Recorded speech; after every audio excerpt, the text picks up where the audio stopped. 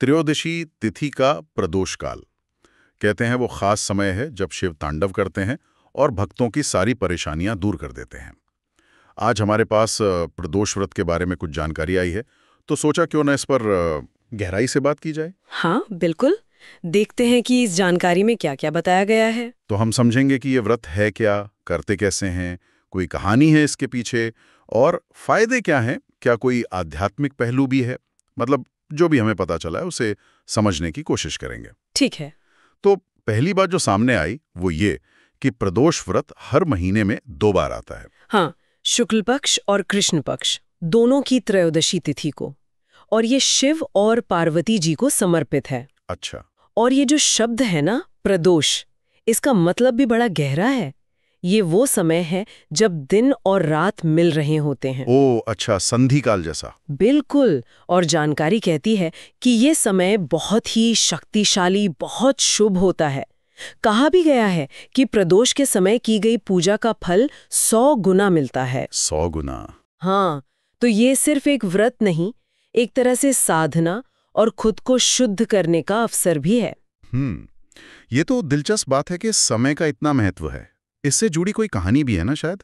एक सुंदरसन नाम के ब्राह्मण की बात है इन स्रोतों में। हाँ, एक गरीब ब्राह्मण थे सुंदरसन। बहुत भक्त थे पर जीवन में संघर्ष बहुत था। तो उन्हें एक साधु मिले जिन्होंने प्रदोष व्रत करने की सलाह दी। अच्छा।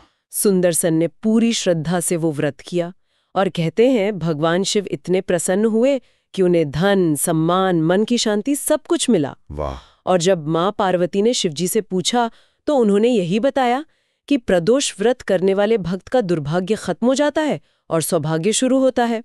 तो ये कहानी सीधे इसके फल को बताती है। कहानी तो काफी प्रेरणा देने वाली है, पर इसे करने का सही तरीका क्या बताया गया है, खासकर वो प्रदोष काल का समय। हाँ, समय बहुत महत्वपूर्ण है। जानकारी के अनुसार सूर्यास्त से लगभग 1.5 घंटा पहले और 1.5 घंटा बाद तक का जो समय है वही प्रदोष काल है। ठीक है। और विधि मतलब स्टेप बाय स्टेप क्या करना होता है। देखिए, सुबह स्नान करके सबसे पहले संकल्प लेना होता है। संकल्प कि मैं ये व्रत कर रहा हूँ। हाँ। फिर दिन भर उपवास। अब वो फलाहार भी हो सकता है या अगर क्षमता हो तो निर्जल भी, अपनी श्रद्धा और सामर्थ्य के अनुसार। बिल्कुल। फिर शाम को उसी प्रदोष काल में शिवजी की पूजा। पूजा में क्या क्या खास होता है। उसमें शिवलिंग पर पंचामृत से अभिषेक करना बताया गया है। दूध, दही, घी, शहद, शक्कर।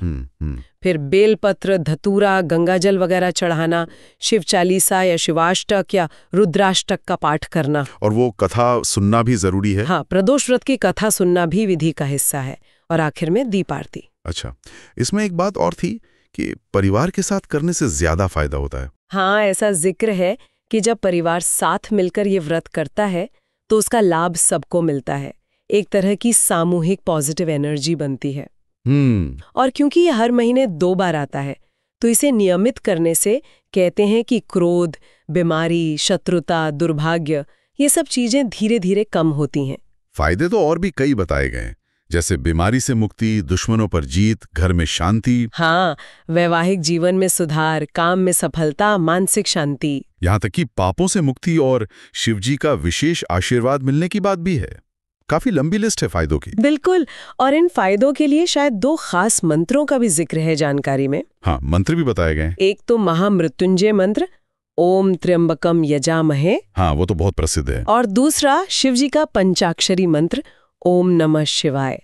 कहते हैं इनका जाप करना इस दौरान बहुत फलदायी होता है। ठीक है। कुछ आम सवाल भी लिए गए हैं इन स्रोतों में, जैसे क्या ये व्रत किसी और दिन कर सकते हैं। नहीं, साफ तौर पर कहा गया है कि ये त्रयोदशी को ही करना चाहिए। और शिवलिंग घर में रख सकते हैं या नहीं। रख सकते हैं, पर फिर रोज पूजा करनी जरूरी है। ऐसा नहीं कि बस रख लिया। अच्छा, और क्या स्त्रियां ये व्रत कर सकती हैं। हाँ, बिल्कुल कर सकती है। बल्कि उनके लिए तो विवाह, संतान और सुख समृद्धि के लिए इसे बहुत ही लाभकारी बताया गया है। एक और बात, कथा का मूल भाव तो वही रहता है, पर शायद दिन के हिसाब से उसमें कुछ मामूली अंतर हो सकता है। ठीक है, अब आते हैं इसके आध्यात्मिक पहलू पर।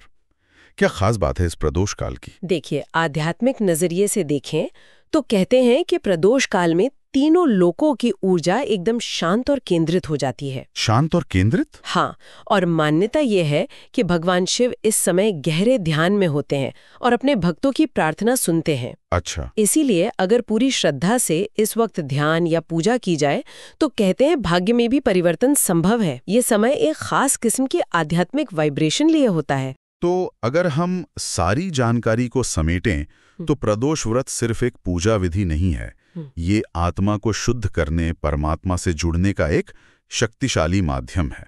हाँ बिल्कुल, हर महीने सिर्फ 2 दिन शिव की शरण में जाने से जीवन में सचमुच सकारात्मक बदलाव आ सकते हैं, ऐसा इन स्रोतों का मानना है। तो ये थी प्रदोष व्रत पर मिली जानकारी का हमारा विश्लेषण। और जाते जाते एक सवाल मन में आता है जो शायद श्रोताओं को भी सोचने पर मजबूर करे। हाँ जरूर। अगर प्रदोष काल जैसे खास समय में इतनी आध्यात्मिक शक्ति है तो क्या हमारे रोजमर्रा के जीवन के जो साधारण पल होते हैं उनमें भी ऐसी ही कोई अनदेखी ऊर्जा या संभावना छिपी हो सकती है? अच्छा पॉइंट है। जिसे हम शायद बिना किसी खास पूजा पाठ के भी सिर्फ अपना ध्यान या फोकस बढ़ाकर अपनी बेहतरी के लिए, अपनी आत्मिक उन्नति के लिए इस्तेमाल कर सकें। इस पर विचार किया जा सकता है।